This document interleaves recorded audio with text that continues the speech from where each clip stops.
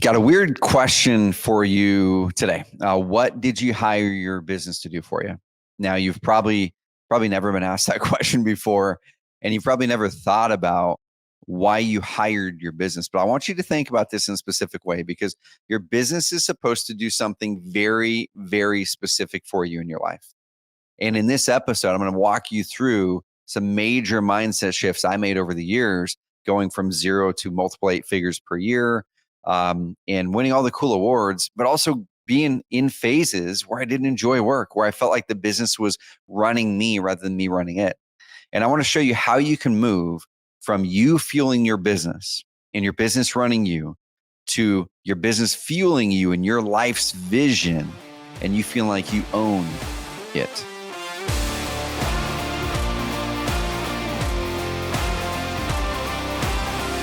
So the story I want to tell here, I remember this is probably 2 or 3 years back. I was at one of our Carrot Camp events right out here at Carrot HQ here in amazing Roseburg, Oregon. And this guy named Brady showed up. And Brady is an athletic guy, you could tell. If I had to guess, he's probably late 30s or so. Had a really great energy. And I remember before he came to the event, he said, "Trevor, I'm actually driving over from Wyoming, going to get some mountain biking in." He drove his Mercedes travel van over, stopped and got a bunch of mountain biking in. And he just showed up and he had a really cool energy. And he went up in front and at Carrot Camps, it's these small events, 15 people. He had his 20 minutes. He had his 20 minutes to do a talk. And everybody else went up there with their slide decks and they're kind of presenting how they went from here to here, and they were going from 1 million to 3, or going from 300,000 to their first million. And Brady got up there with no notes, no presentation. And he actually even apologized. He said, "Trevor and group," he goes, "I kind of feel like I'm an underachiever here. I kind of feel like I'm the bottom of the totem pole." He goes, "I haven't been working for 10 years in real estate because I've been doing odd and end jobs, chasing the next snowstorm to go skiing and snowboarding, chasing the next mountain bike trail." He goes, "For the last 10 years of my life, I've been semi-retired, chasing all the adventure sports that I wanted to do my whole life." And he goes, "Now I'm getting to a spot where I'm stepping back into real estate, and I'm going to be working my butt off for the next 5 years to fund the next 10-year break." And you can see everybody in this room going, "Wow, number one, how did you do that?" Number two, some people probably thought he was crazy. And then number three, you could feel in the room a little bit of envy pop up. You could hear some of the questions. You could see people looking at Brady going, "Oh my gosh, dude, I've been grinding away in my business, trying to move from one business level to the next and to the next and to the next and stack more cash so that someday I can go do what you're currently doing now." And as we really had a chance to get to know Brady even more during that Carrot Camp and really analyze and look at decisions we're making in our businesses, um, I, I I really took it upon myself to analyze my own life and my own journey, but also talk with other entrepreneurs to say, like, what are you really hiring that business to do for you? For Brady, he hired his real estate business from the time he was 27 till the time he was 30 to build up rental properties and a little bit of cash so he could take a decade off and go enjoy life while he was still young, vibrant, and could go tackle these adventure sports. He hired his business for that specific reason. He hired his business to support his life vision. I want you guys to hear that, okay? He hired his business to support his life vision. I have a question for you. What have you hired your business to do? What in your life's vision? If you don't have a crystal clear life's vision, we're going to have other episodes here on the Entrepreneur Freedom Formula and on this YouTube channel where I'm actually going to come on here and read my life vision story, my 20-year, my 10-year, my 5-year life vision story. Okay. So you're going to see how I've done that. But the problem that pops up, and I'm going to bring on my iPad here in a bit and show you how how I started adopting thinking about business and life and how business can fuel life, not the other way around.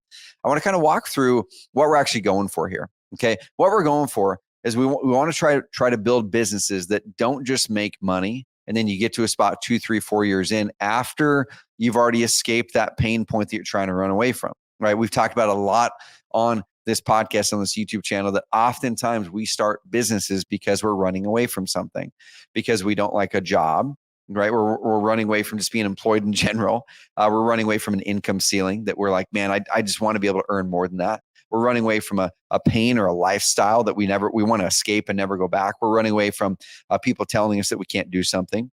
We run away from something and we successfully build businesses. That's what drives us forward, right? The challenge that happens is you get 2, 3, 4 years in. I call it the 3-year turn and burn cycle. As soon as we're away from that thing and we don't have something clear we're running towards, that life vision, the business now starts to run and own us. We take on all these opportunities in the business because it's an opportunity. We start to become overwhelmed and overburdened.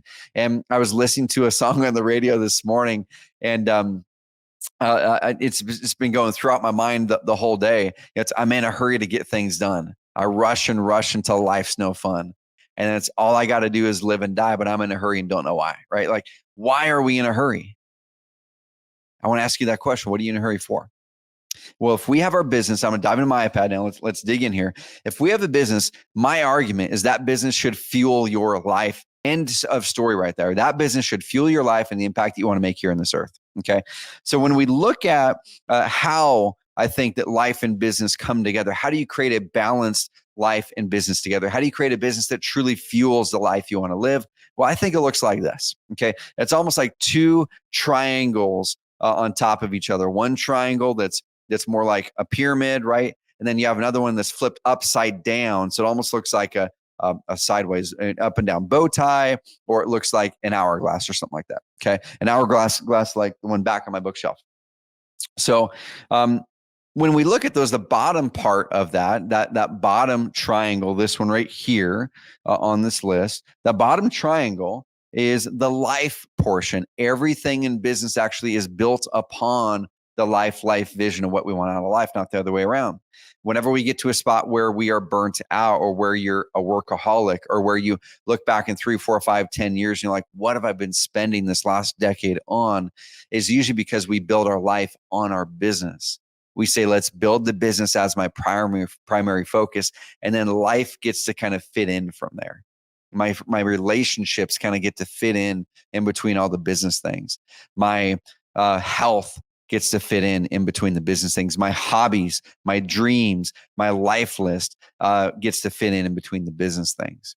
And we know that even though we say, finally, when I hit this level in my business, this next level, then I'll finally go over and do this thing. We won't do it because there's always a next level.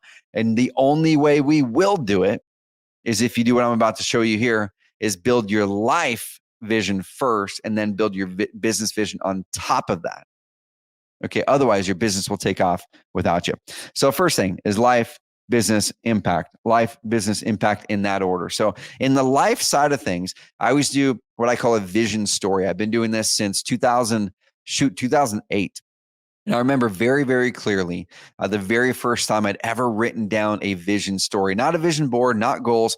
I'm big on anything vision related. If you want a vision board, great. I've actually got my first life list that I ever wrote back in 2010, 102 items. It's here in the room, the actual physical paper that's over 14 years old. It's here. I believe in those things. The challenge that I have with a vision board is I want the story. I don't just want the pictures. I want in vivid detail exactly what the ideal average day looks like. Exactly.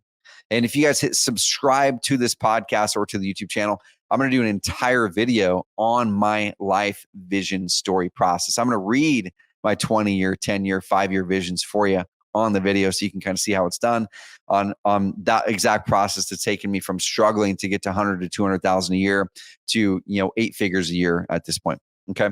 So we have to have a clear vision. And I like to do it at the 20-year, 10-year, and 5-year, diving back into my iPad here. So what we're doing down here is the life portion, this bottom pyramid or triangle is all about dreaming. This is where we get to dream. This is where we get to say, this is what I want out of life. This is not just what I need out of life. Okay. If we look at Maslow's hierarchy of needs and you look at the very bottom of it, it's food, water, shelter. Then up from there, it's safety. And then up from there, it's belonging. And then up from there, I think it's something that maybe self-actualization. We're not talking about what you need. That's a whole different topic. I'm talking about, what do you want? What do you truly want your life to look like? and get insanely detailed at the 20-year mark. And I don't care if it's 20 years or 15 years or 30 years for you. For me, 20-year mark has been helpful up to this point in my life. So at the 20-year mark, that's all about beliefs. Okay. It's all about beliefs. Like in that part of the vision, I'm going like, what do I believe is true in life? What, we even start to get into identity at that point as well. Like, who am I in 20 years? But really, the identity part is really where I start to really focus on the details of that at the 10-year mark. Okay.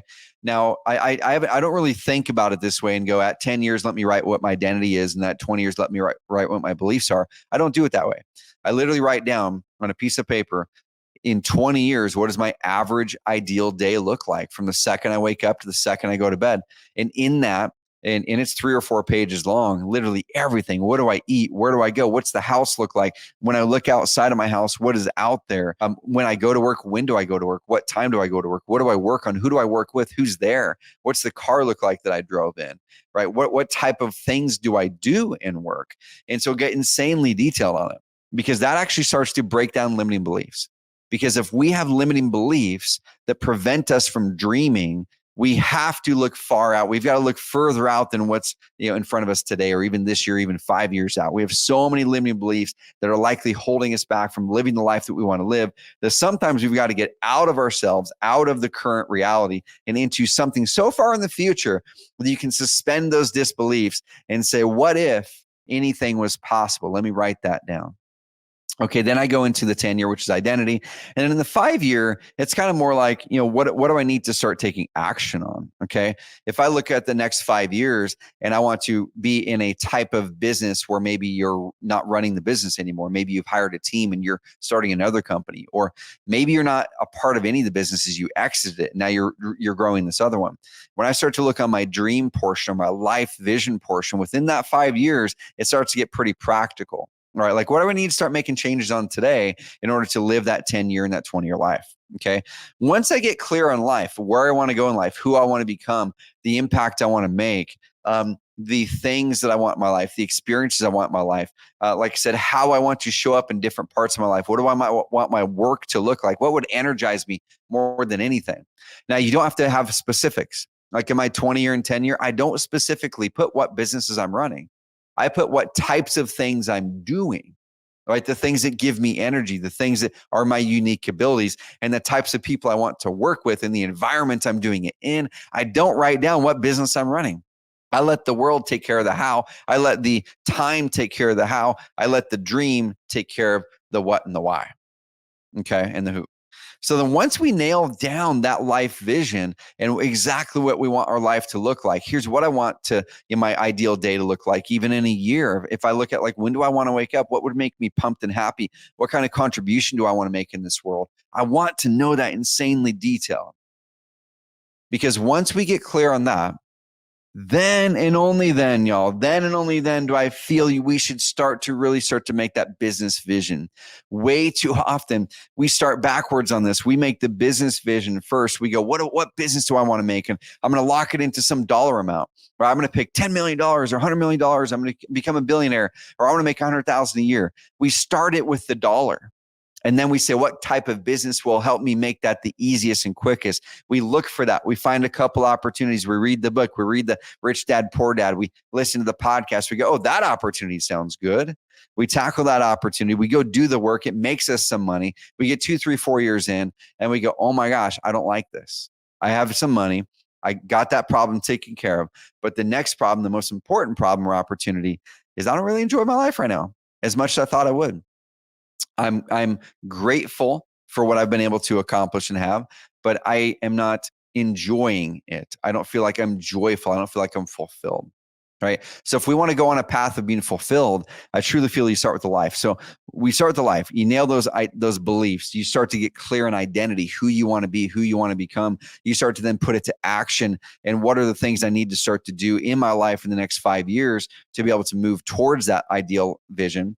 And then you go, okay, what type of business now is going to help me do that? What type of job do I want in my business over the next few years? And that's your 3-year vision. That's your business vision.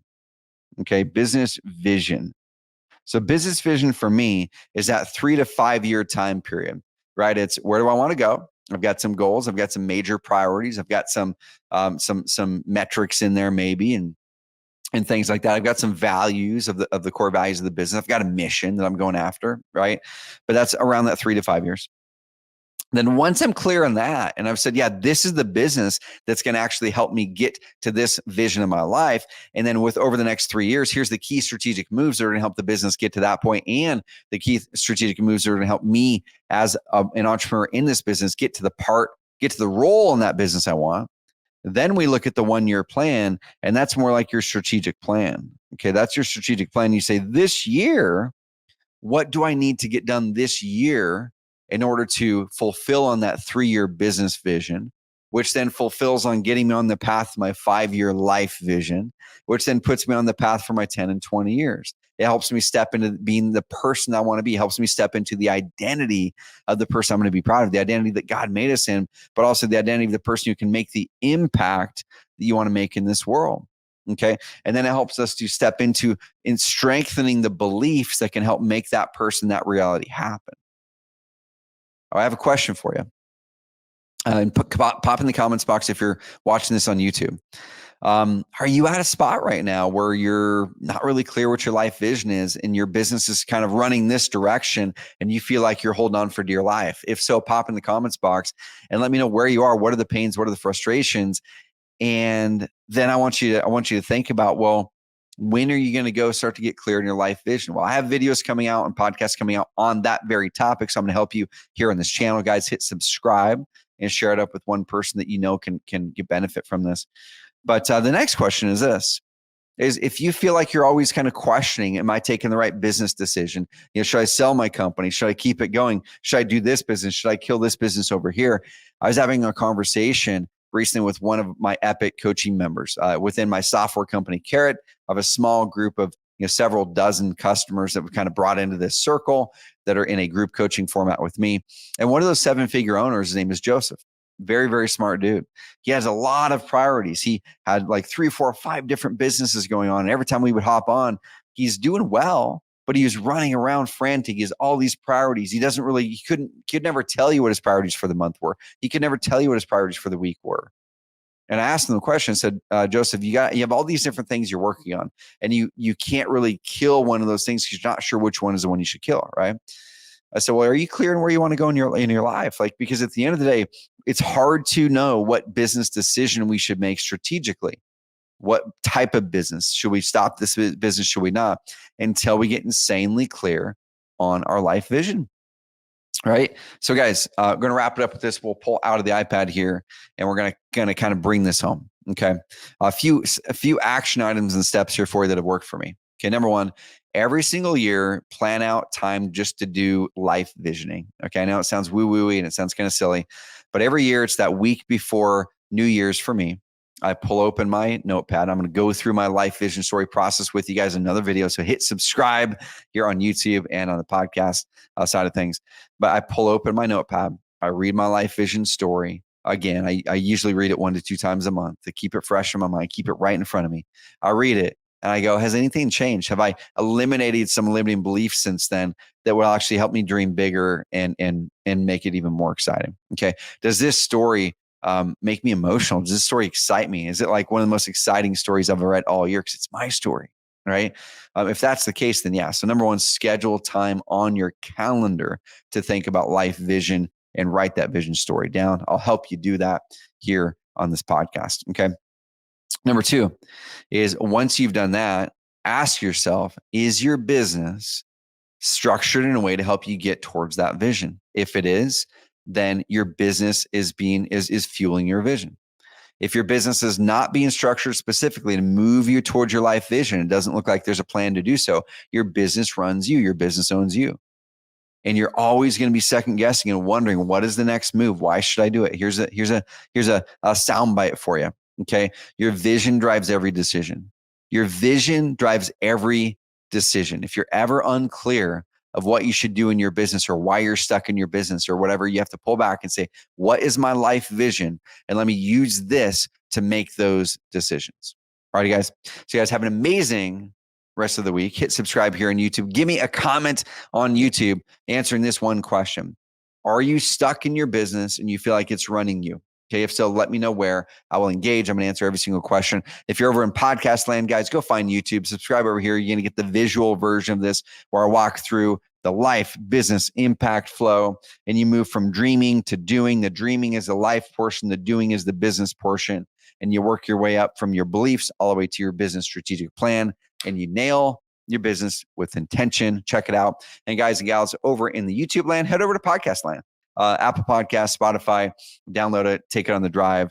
And I'm pumped about doing these things. Every Thursday, I have a chance to sit down and just share some of the ways I'm thinking about building businesses and living life. And like I said, I'm far from perfect, but I've been able to build a multiple 8-figure net worth, been able to build millions of dollars of real estate in our portfolio, dozens and dozens of employees across Carrot and even over into other companies I'm an investor in, and an amazing family, amazing church family, amazing team. I'm just grateful for what we've been able to do. And the only way that I could have been able to achieve any of these is by failing a heck of a lot, is by going through and processing these challenges and these pains and learning from them, putting them on paper, and now I'm sharing them with you guys and gals. So hopefully you're enjoying them. All right, we'll talk soon.